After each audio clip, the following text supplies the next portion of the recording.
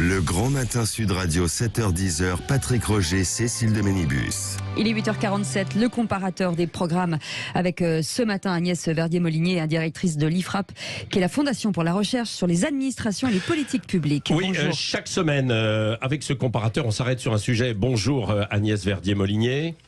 Bonjour. Le sujet ce matin de la fraude sociale, parce que c'est dans tous les programmes pour la présidentielle, ça revient d'ailleurs en permanence.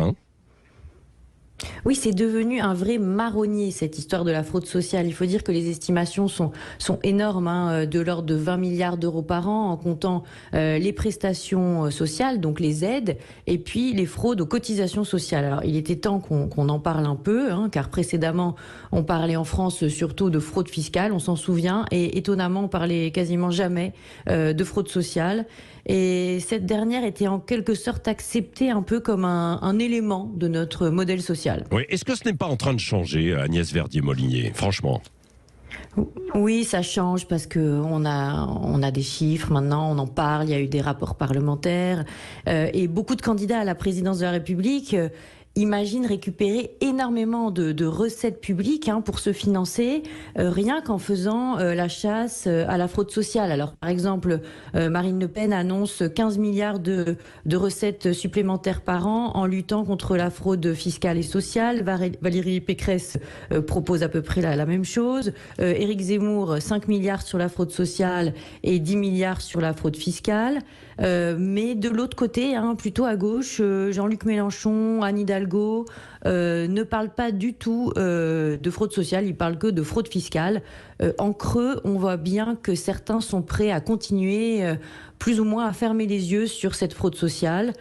Alors que, on le sait tous, le RSA est énormément fraudé, avec une estimation de 1 milliard d'euros par an de fraude, 10% des versements qui seraient suspects, il y a des cartes vitales surnuméraires, il y a beaucoup d'emplois qui sont non déclarés, et puis on peut estimer qu'il y a de l'économie grise en France pour à peu près l'équivalent de 11% de notre richesse nationale. Oui, mais Agnès Verdier-Molinier, une question. Comment peuvent-ils compter récupérer tous ces milliards, que ce soit d'ailleurs de la fraude sociale comme de la fraude fiscale?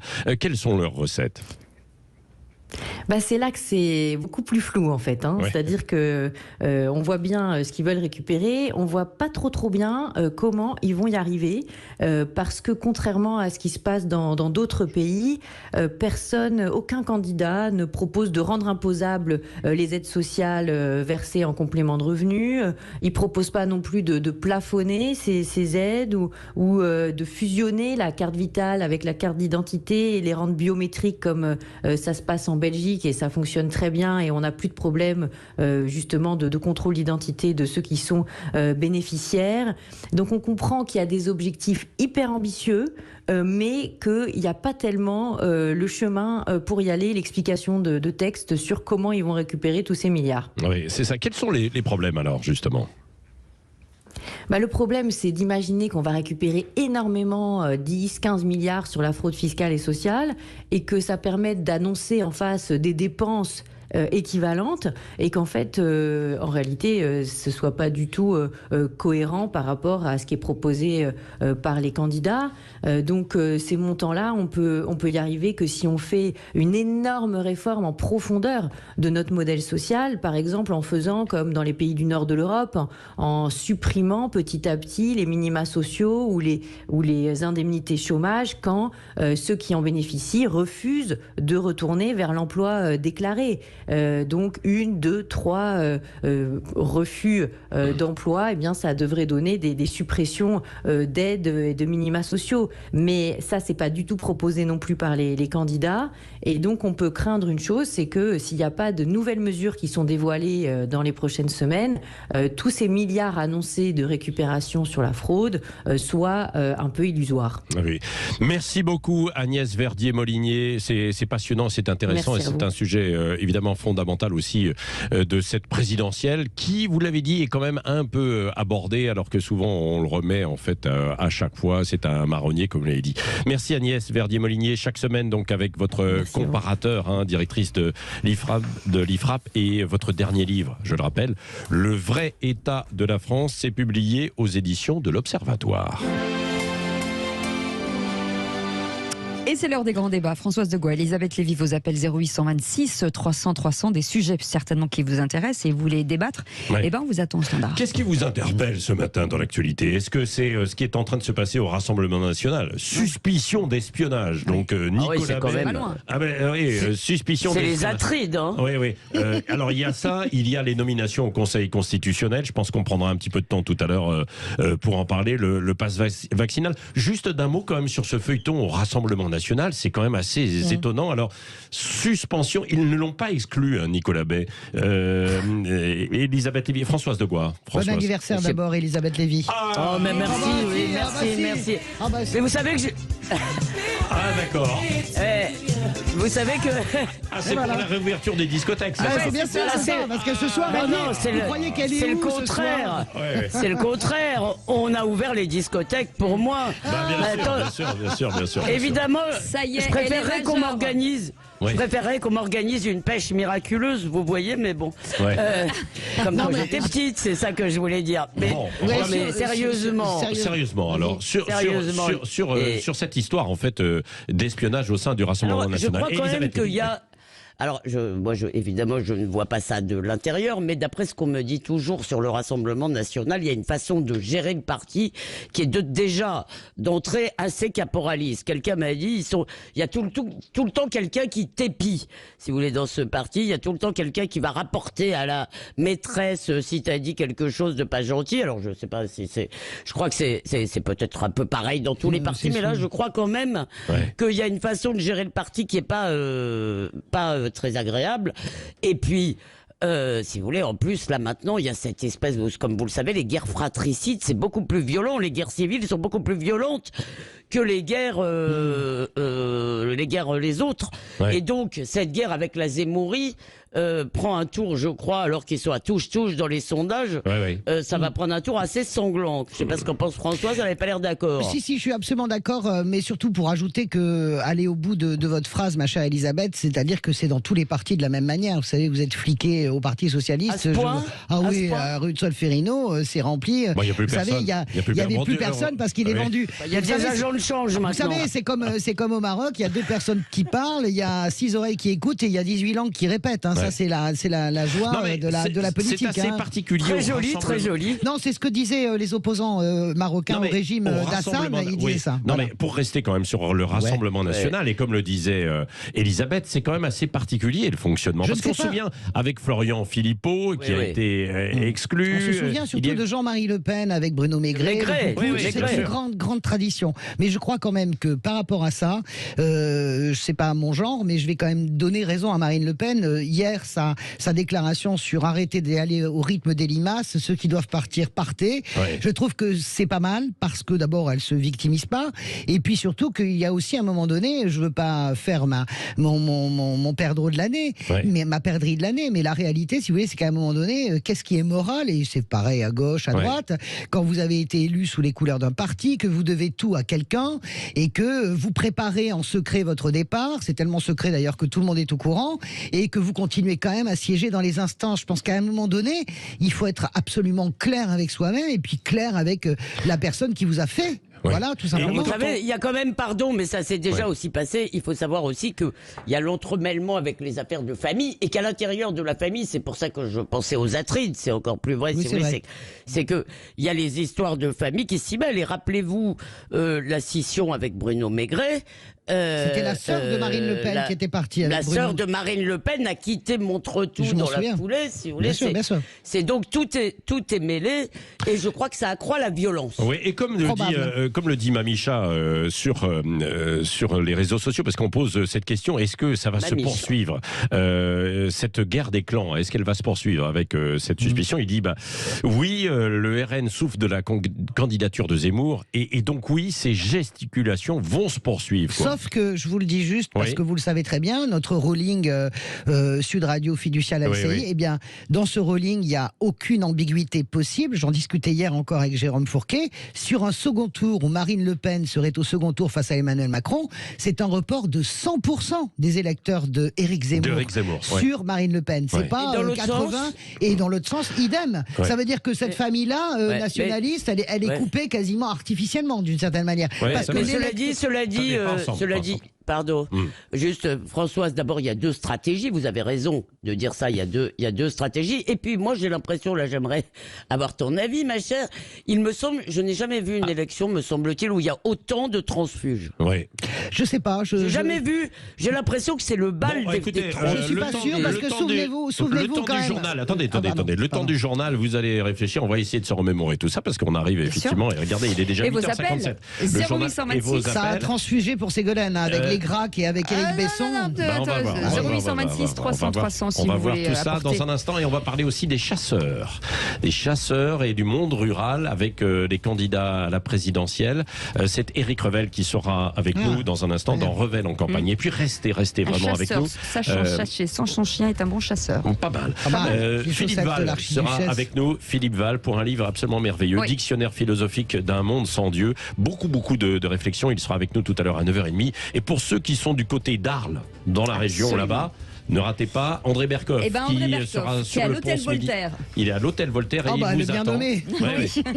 Hôtel Voltaire, André Berkoff, ce midi avec beaucoup d'invités, des harkis, des éleveurs en fait de taureaux, des pompiers. Enfin voilà, on va parler. C'est le moment d'y aller. Oui, présidentiel là-bas. Allez, à tout de suite. Le Grand Matin Sud Radio 7h-10h, Patrick Roger, Cécile de Ménibus.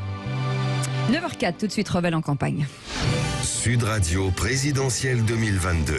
Et il est là. Et bonjour Éric Revel. Bonjour Cécile, bonjour mesdames, bonjour monsieur Roger. Bonjour monsieur Revel. Bonjour tout le monde. Oui, le monde agricole, chasseurs et pêcheurs auditionnaient hier Éric Zemmour, Valérie Pécresse.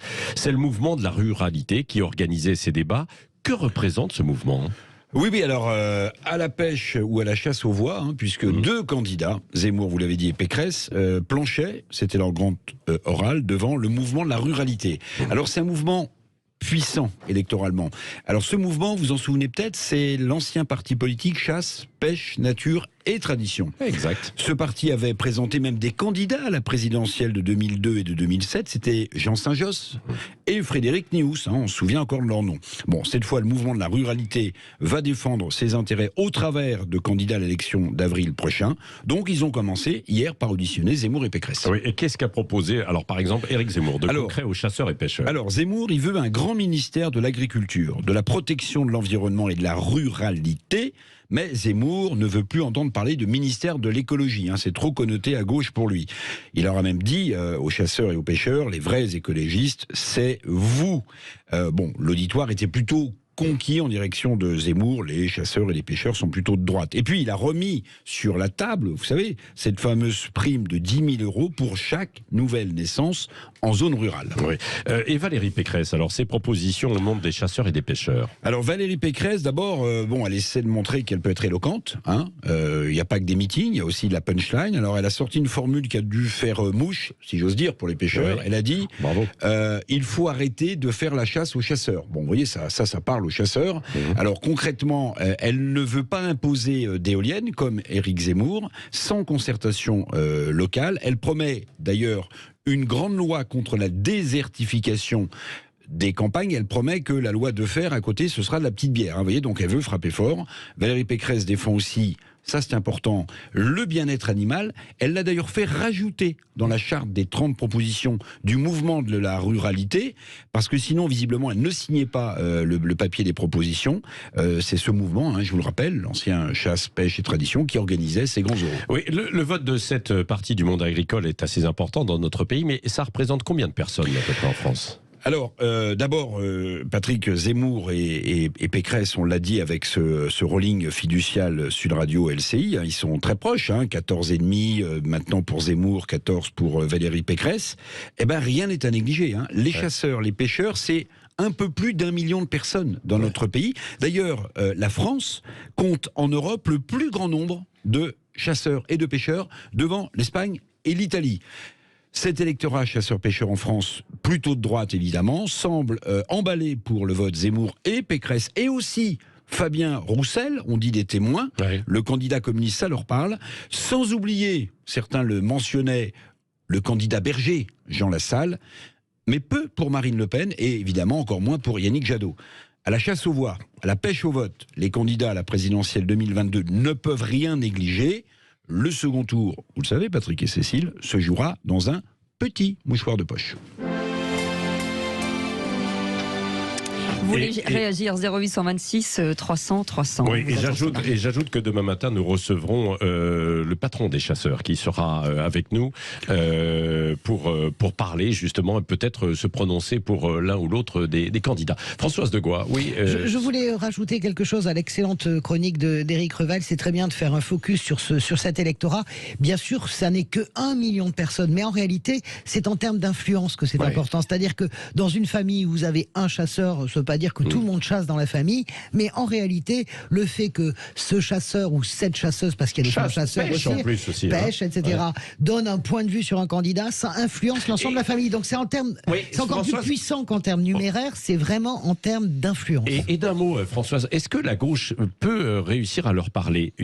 Prenons Yannick Jadot, par exemple, Anne Hidalgo ou Jean-Luc Mélenchon. C'est très compliqué. Je pense que les ponts se sont de plus en plus coupés avec la gauche, parce qu'effectivement, il y a des prises de position caricaturales chez un certain nombre d'écologistes. En réalité, moi, je ne condamne pas Europe Écologie Les Verts, mais je pense qu'à un moment donné, il y a un sentiment d'agression. Et puis, vous savez, j'entends toujours les vieilles antiennes, supprimer l'écologie et mettre l'écologie dans l'agriculture. Ça, c'est une hérésie, mais bon, ça fait plaisir électoralement. On sait bien que Éric Zemmour, on comprend bien pourquoi il le fait, mais c'est pas...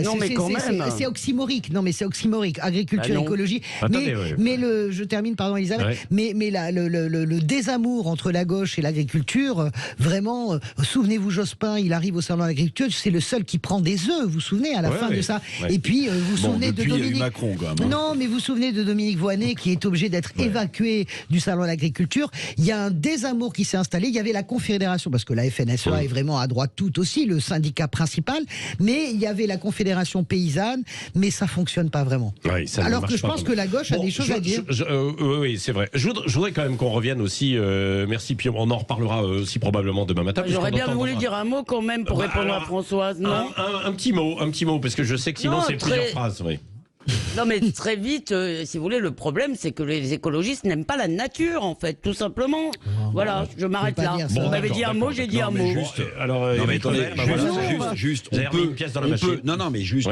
On peut évidemment regarder de très près la souffrance animale. On peut considérer que la chasse, c'est quelque chose qu'il faudrait encadrer. Mais quand vous entendez Yannick Jadot expliquer, ou même Jean-Luc Mélenchon d'ailleurs, peut-être que Françoise va le confirmer, expliquer qu'il faut interdire la chasse. Mais attendez, mais quand vous voyez aujourd'hui la question du gros gibier, les sangliers, les chevreuils, vous savez qu'on ne sait plus quoi en faire en France. Je suis d'accord avec vous. Les sangliers, pardonnez-moi, mais si vous les chassez pas, mais ils détruisent tout en réalité. Donc je vais en adopter un. Bah oui, donc si vous voulez, je vais adopter un sanglier. Ça c'est concret, ça c'est concret. Juste rappeler que la nature, c'est dans les sujets de Philippe Val, qui sera avec nous à 9h30 pour son dictionnaire philosophique d'un monde sans Dieu. Voilà, ce sera dans un quart d'heure maintenant, un bon quart d'heure, à propos de sangliers, ce qui est assez incroyable, effectivement, comme il n'y a pas de battu. Par exemple, au Mureau, à Mantes-la-Jolie, en ce moment, vous savez qu'il y a des sangliers qui viennent juste en bas, en fait, des tours. Mais bien sûr. Vous savez que j'en ai trouvé au pied de pas loin de chez moi à Rome, dans le quartier Garbaté, qui est plein centre. Non, mais vous avez des sangliers partout, c'est pas simplement français, c'est européen. Donc il faut chasser les sangliers. Moi ce matin, je suis passé par les Champs-Élysées, j'ai croisé une horde de sangliers. Non, je blague. J'ai failli y faire, j'ai pas osé. Heureusement, on a Obélix. Allez, dans un instant, on revient sur 2-3 grands sujets en fait de ce matin, notamment ces nominations au Conseil constitutionnel. Jacqueline Gouraud ou encore l'ancienne procureure de Rennes. Ça vous fait réagir. Et puis, ce qui se passe aussi au Rassemblement national. Je sais que ça appelle beaucoup au 0826 300 300. Allez, à tout de suite. À tout de suite. Le Grand Matin Sud Radio, 7h-10h, Patrick Roger, Cécile de Ménibus. Il est 9h14, la suite des grands débats ce matin. Elisabeth Lévy, Françoise Degois, Éric Revel. Vos appels 0826 300 300. Et 2 actualités ce matin, Patrick. Notamment, c'est vrai, si vous voulez réagir sur autre chose, et notamment le pass vaccinal, et puis maintenant on peut manger des sandwichs dans le train. C'est quand même assez exceptionnel. On peut prendre un café debout aussi, et puis on peut danser dans les discothèques. Vous avez vu, je plaisante, mais autour de ces allègements. Non, et puis il y a ces sujets beaucoup plus peut-être sérieux, quoique. C'est autour de ce qui se passe au Rassemblement national et puis le Conseil constitutionnel avec les nominations. On commence avec Hugues qui est au 0826 300 300. Hein. Bonjour. Et qui nous appelle d'Aix-en-Provence. Bonjour Hugues. Bonjour oui, Hugues. Bonjour, je suis à Aix-en-Provence, effectivement. Voilà, je téléphone parce que moi, je vote Front National et Rassemblement National, c'est pareil, depuis 81. Oui. Et là, je suis passé à Reconquête, tout simplement. C'est pas des questions de je ne sais quoi. C'est simplement que Marine ne donne plus les idées qu'on avait. Et du coup, tout le monde est changé. Moi, je vois autour de moi énormément de gens qui votaient Marine. Plus personne ne vote Marine. Pourquoi alors? Parce que elle n'est plus en adéquation avec ce que vous pensez. Elle est plus en adéquation avec tout ce que les gens pensent. Et moi, je tracte sur les marchés. J'ai tracté sur les marchés pour Marine et Jean-Marie Le Pen. J'ai tracté pour beaucoup de choses, beaucoup de gens. Pour la manif pour tous d'ailleurs aussi. Et là, je tracte pour Zemmour. Et c'est impressionnant l'accueil qu'on a, la différence d'accueil qu'on a, qui est excellente. Oui, c'est-à-dire qu'il y a. On le dit pas. Oui, c'est-à-dire qu'il y a. Non, mais si je comprends bien ce que vous dites, hein, Hugues, finalement, il y a de l'enthousiasme autour de la candidature d'Éric Zemmour et les gens ne s'en cachent pas, alors qu'ils s'en cachaient un petit peu plus autour de Marine Le Pen, quoi, aussi. En plus, je ne suis pas sûr qu'ils s'en cachent. Non, ils s'en cachent. Enfin, moi, je ne m'en cachais pas, mais je ne suis pas sûr qu'ils s'en cachent. Ce qu'il y a, c'est que Marine a voulu être dédiabolisée, elle a voulu rassembler au maximum, comme font le LR d'ailleurs, qui se casse la figure. Et à force de vouloir rassembler à tous bords, eh ben, on rassemble plus. Ça fait l'effet inverse. Tout simplement. Hugues, question de Françoise de quoi? J'ai une question parce que bonjour Hugues. On voit bien que le bloc nationaliste identitaire, il est coupé en deux parce que je vais vous poser la question à vous. Alors ça n'a pas valeur de sondage. Tous les sondeurs nous disent que dans un cas de Marine Le Pen au second tour, le report des voix sur Marine Le Pen de la part de l'électorat d'Éric Zemmour est de 100%. Est-ce que vous faites partie de ces 100% ou bien est-ce qu'il faut dire 99,999? Alors, en fait, on sait bien que les sondages racontent n'importe quoi, vous le savez aussi bien que moi. Ce sont des photos. Alors parfois elles sont floues, parfois elles sont bien. Enfin, le président de la Sofres, c'est le fils de Madame, si j'ose dire, Macron. Non, c'est pas vrai du tout. Hein, ça, vous savez que c'est une fake news, ça. C'est absolument faux. Enfin bon, c'est pas grave. Est-ce que vous voterez? Est-ce que vous voteriez tout sauf Macron, ça c'est clair, et je voterai Marine, oui. D'accord. Vous voterez Pécresse, Hugues, si jamais c'est Macron-Pécresse, vous voterez Pécresse? Pécresse et Macron, c'est pareil. Alors, oui, mais s'il y avait, par exemple, un second tour. Alors, abstention, alors. Abstention. Non, blanc, mais malheureusement, là aussi, les blancs ne sont pas pris en considération. Parce que les hommes politiques ont peur. Oui, c'est vrai. Non, mais là-dessus, je partage ce que vous dites sur les blancs. Parce que s'il y avait 50% de blancs, peut-être que ça ferait réfléchir tous ces menteurs d'hommes politiques. Bon, oui, c'est vrai. Bon, après, ça ne changerait pas fondamentalement parce que, du coup, voilà. Non, mais vous n'allez pas élire quelqu'un avec un vote blanc. C'est un vote de sanction, comme un vote d'abstention, finalement. Oui, mais si les gens votent pas plus blanc, c'est parce que le blanc n'est pas pris en considération. Et s'il y avait plus de 50% de blanc, il faudrait refaire l'élection.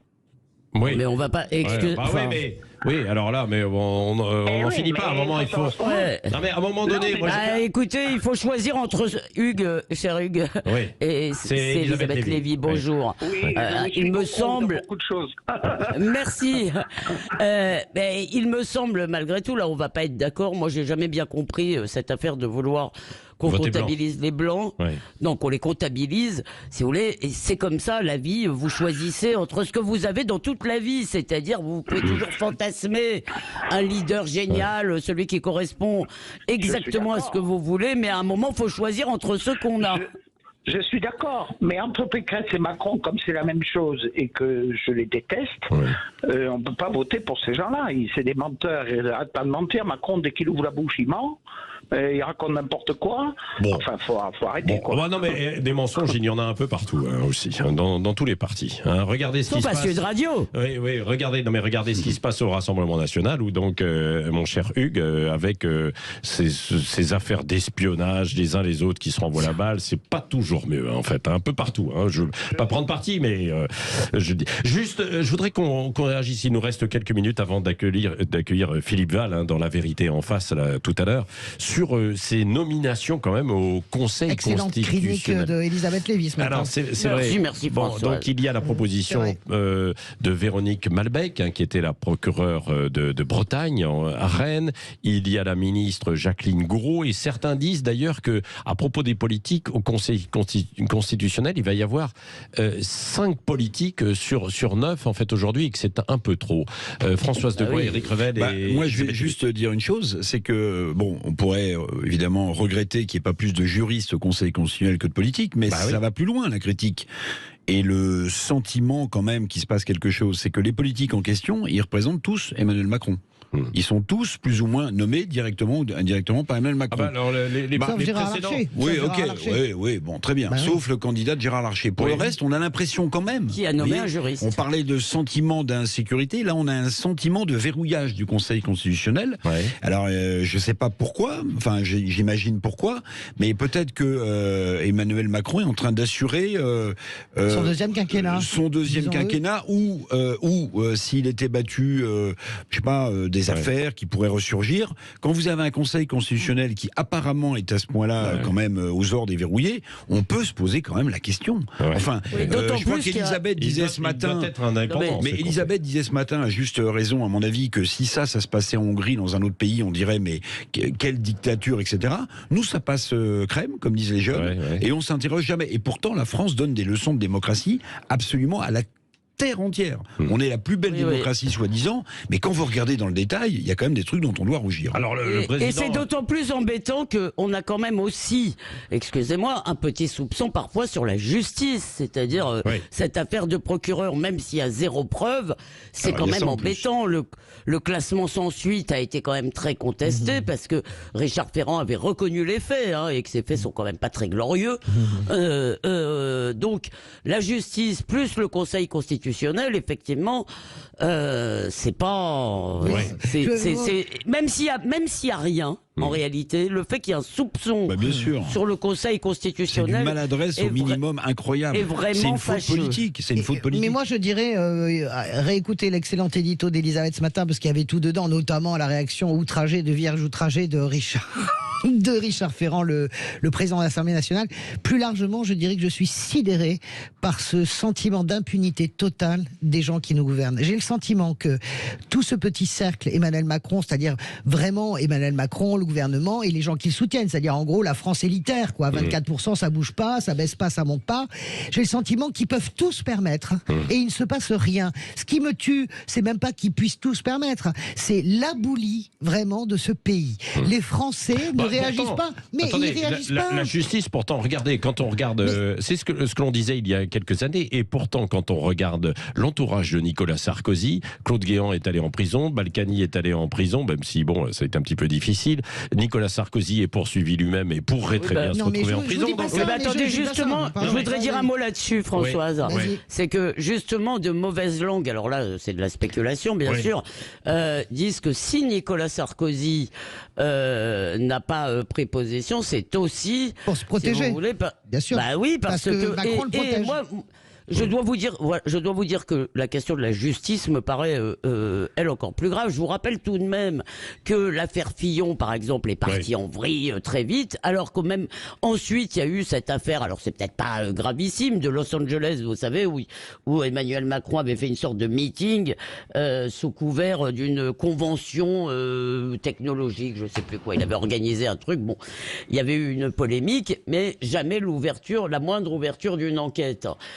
Donc ça me paraît effectivement, on a l'impression d'une justice qui est beaucoup plus sévère avec certains qu'avec d'autres, et ça, c'est vraiment fâcheux. Ouais. Oui, moi, mon sentiment, vous avez raison, Elisabeth, sur la justice. Vous avez surtout, moi, je pense que sur le Conseil constitutionnel, c'est tout aussi grave, parce que on attendait aussi le Conseil constitutionnel sur le pass vaccinal, sur la proportionnalité, etc.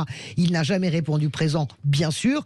Voilà. Après, vous avez, voilà, il y a quelques recommandations, mais bon. Mais il y a quelque chose qui me paraît, comment dirais-je, complètement délirant. Et ce qui me paraît le plus délirant, c'est que l'opinion publique française ne bouge pas et qu'on s'apprête. Comment voulez-vous bouger mais parce que il faut bouger quand vous avez un président qui gouverne pendant 52 semaines ou 60 semaines en Conseil de défense avec le secret défense. Ça n'est pas normal. On vit, comment dirais-je, on a accepté et on continue à accepter. Et l'élection présidentielle telle qu'elle se dessine aujourd'hui, si on votait demain, on réaccepterait, on réenclencherait pour 5 ans cette chose-là qui, normalement, nous, les Gaulois réfractaires, de gauche comme de droite, devrait nous faire bondir. Sauf qu'on ne bondit plus. La gauche ne bondit plus. Il n'y a que Mélenchon qui bondit et il est traité d'extrême gauche. Personne ne bondit. Ça passe tranquillement. Mais c'est ça qui va pas. Il faut que la France se réveille. C'est pas possible. Une Françoise bondissante. Oui, Françoise bondissante. Dernier mot. Juste. Moi, je vais vous dire, je suis assez en colère parce que ces nominations au Conseil constitutionnel jettent un peu plus le trouble sur la crédibilité d'un des derniers piliers. Alors les Français connaissent pas toujours le rôle du Conseil constitutionnel, mais c'est l'un des derniers trucs encore solides. Voilà, la justice, on s'interroge.